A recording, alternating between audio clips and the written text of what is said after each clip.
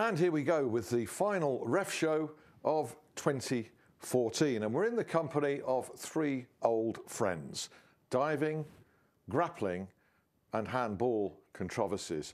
Let's hope we can kick at least one of those out in 2015. First, joining me, Alan Biggs, is a new friend, to you at least, the founder of youaretheref.com, the grandfather of the company, Jock Waugh. Welcome, Jock. And a real grandfather, Granddaddy Carlton Palmer, who's a very familiar face joining us here. Jock, we must start with you. If we're going to give out stick, which we've been known to occasionally on this show, I suppose we're going to get some in return, and we accept that. Yeah, that's all part and parcel of it, Alan. You know, we're here not to pull punches. We're here to move the agenda forward on refereeing. And that's going to ruffle a few feathers, but it's going to stimulate debate, and that's what we're all about. And it's really no different to ex-players criticising current players, former managers criticising current managers. For sure. Really? Yeah. Yeah.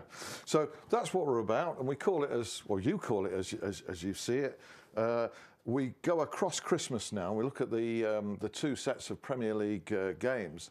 There were 6 or 7 decisions on Boxing Day that were contentious, to say the least. A better day maybe for referees and officials on Sunday, just a couple more. Yep. But Keith Hackett, who's often on this show, used to reckon that he would get, what, 1 per round of fixtures or 1 bad call on a major call. I think what concerns me, Alan, is that at the minute we've got PGMO hiding behind the use of statistics, and the word that's missing from this discussion is the word materiality, because we're not really interested at the elite level in the throw-ins and the goal kick awards. Referees at that level should be able to manage those occasions, but they should be able to spot the key match incidents and call them correctly. And I think this season, what we've seen more than in past seasons, is the increased frequency of error in the key match incidents decisions. Well, going back to Keith, I remember very vividly early one season when he was in charge of PGMOL as general manager, that he went public to say that the standards weren't good enough, that he was publicly dropping several referees. So he actually practiced what he now preaches, and that's a consistent line. And I know because I actually wrote that story for the Daily Mail at the time. Well, I think equally, I mean, what we're seeing now is that there might be some of that applying to certain referees, depending on who they are. But Carlton, is that something you like to see? Or well, the problem is I find it's not an easy job refereeing to start off with. I think the law doesn't help. I mean, the offside, what's inactive, what's non-inactive, is a difficult one because that's down to interpretation. And players are not helping. I mean, Jock and I were just speaking before. The mentality in the leagues now, because of the foreigners that have come in there, their mentality towards the game is completely different. It makes the refereeing job that much harder, especially with penalty decisions, especially with handball decisions, because they're very, very cute at what they do.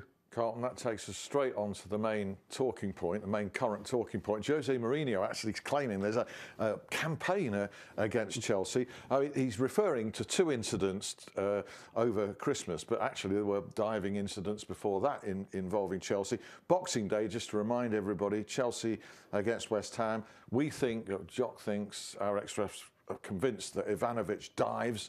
There's no yellow card, but quite correctly, Michael Oliver doesn't give a penalty, and the referee's well in that game. And then a couple of days later, we have Fabregas should have won a penalty, but it's not given, and he gets cautioned for diving. So sort that one out, Jock. Well, I think it's crucial for all referees to prepare properly for the game and understand the players that they're going to referee.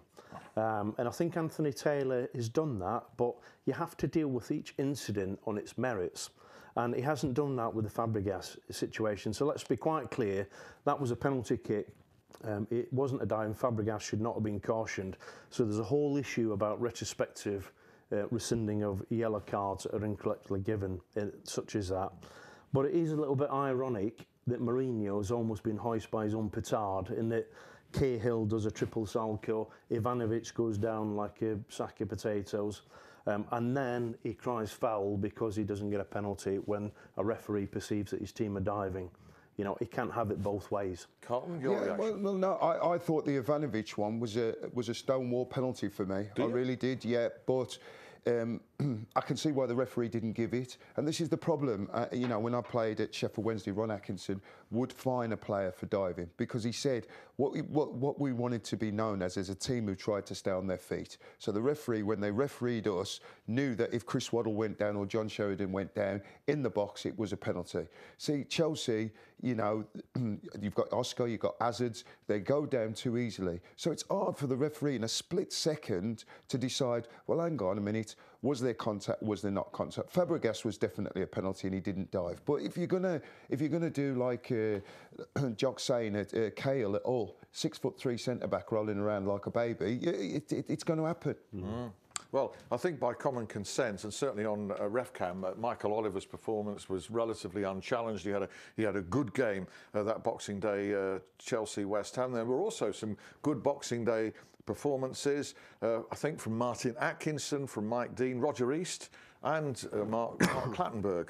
So, you know, not all is bleak. No, I think Clattenburg was outstanding, and anybody that watched his movement in that West Brom game, that is what English refereeing is about, and that's what people should be judging their standards against, is the way that he moved about in that West Brom game. But what concerns me, Alan, is that a lot of referees are having good games, but then when the key match incident occurs, and this is where they earn their money, we're increasingly getting these decisions wrong. And we're seeing it littered through the programme over the festive period. And that's a concern. This is where the guys at the elite level draw the distinction between them and the guys on the national list below them. They need to nail those decisions, and it's not happened. And those are the ones people remember and naturally reflect on. Game-changing, season-changing decisions that are impacting on the league table. Let's go to Newcastle 3, Everton 2. Exciting game. That was refereed by Craig Pawson. There was nothing really contentious at all in this, but apart from Papa Cisse smashing an elbow at a corner kick into Seamus Coleman of Everton. Nothing evidently was seen or given there.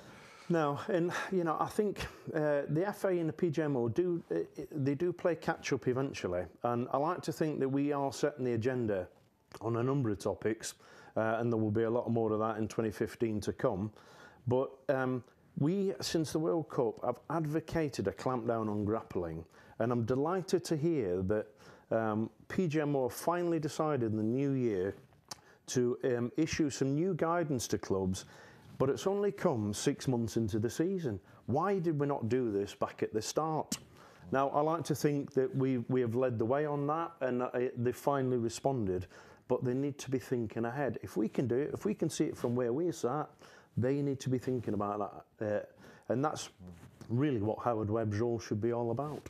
I mean, obviously that was an unforgivable elbow there from Cisse, but these things are going to happen while ever grappling is allowed. No, it's a difficult one, isn't it? Because I don't believe in the grappling. I think it's wrong anyhow. Because if you get that tight to a player, right, you can't then take his run. So it's wrong. Get into a good position. If you start in positions right, invariably what happens is, from a corner, the goal is always scored in front. Right? So if you get your starting position, if you're behind the player and holding him, there's not a cat and nails chance you can get there. So the argument is it a free kick before the ball's been kicked if he's holding you? The answer to that is no. But if you're in the wrong position, before the corner or free kick's been taken and you're grappling, he then moves, then that's obstruction. That's a free kick anywhere else on the pitch and should be a penalty. Players should just be encouraged by their manager to get into good positions and defend properly. Yeah. Okay. What I have got to say though, Alan, that was an isolated incident in a game where Pawson again showed that he's one of our leading lights coming through the system. And thank God we've got somebody like him that we can rely on to come in behind Oliver, Dean, Clattenburg, because we are short. And you know, increasingly the case is coming around for bringing in international foreign colleagues. We're a free market economy in Europe, and it's an open labour market. So we should be bringing in the top referees to referee the top games across Europe.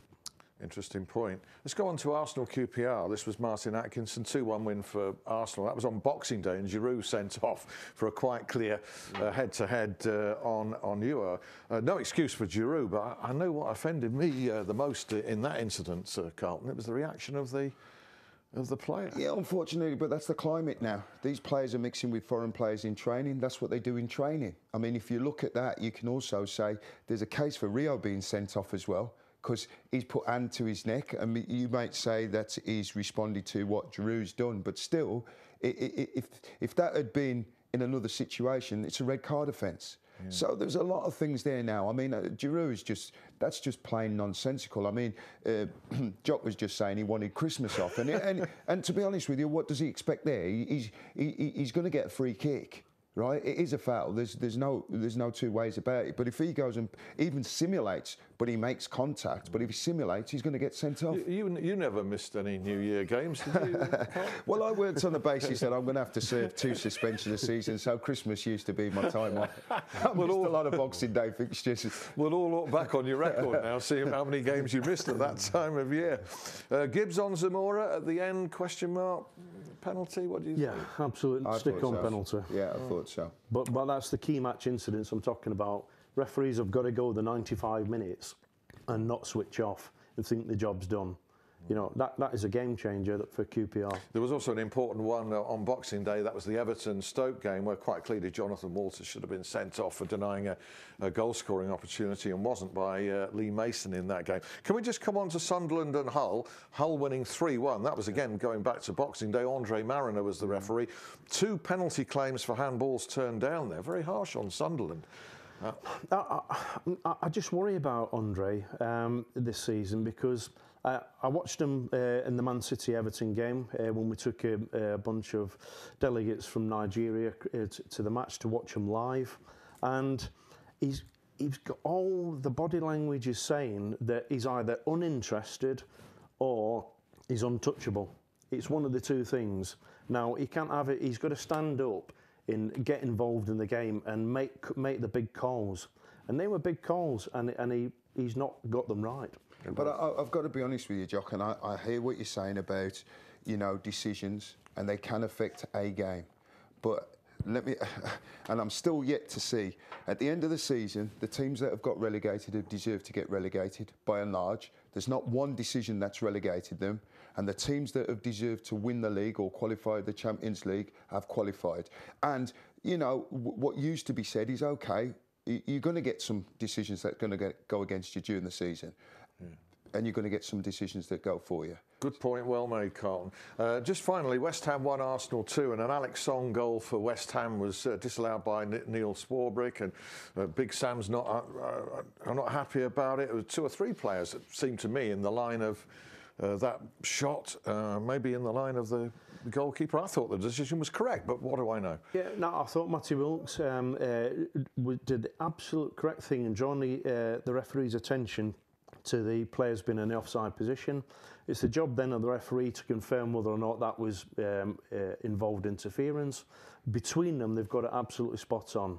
Okay, but yeah. I draw a comparison to an incident early in the season at Man City where Lampard jumped over the ball, and it wasn't given as offside. So where are we with coaching the assistants and the referees about interference? But that's the problem with this offside, and it's open to interpretation. But at the end of the day, I believe the referee was absolutely spot on. Sam can moan about it all he wants to. At the end of the day, Chelsea were the far better side in the game. And this is the thing, when you're a manager and you sit down, you've got to reflect on, OK, a decision may have gone for you, may have gone against you, but did you really deserve anything out of the game? And the answer with that is West Ham didn't.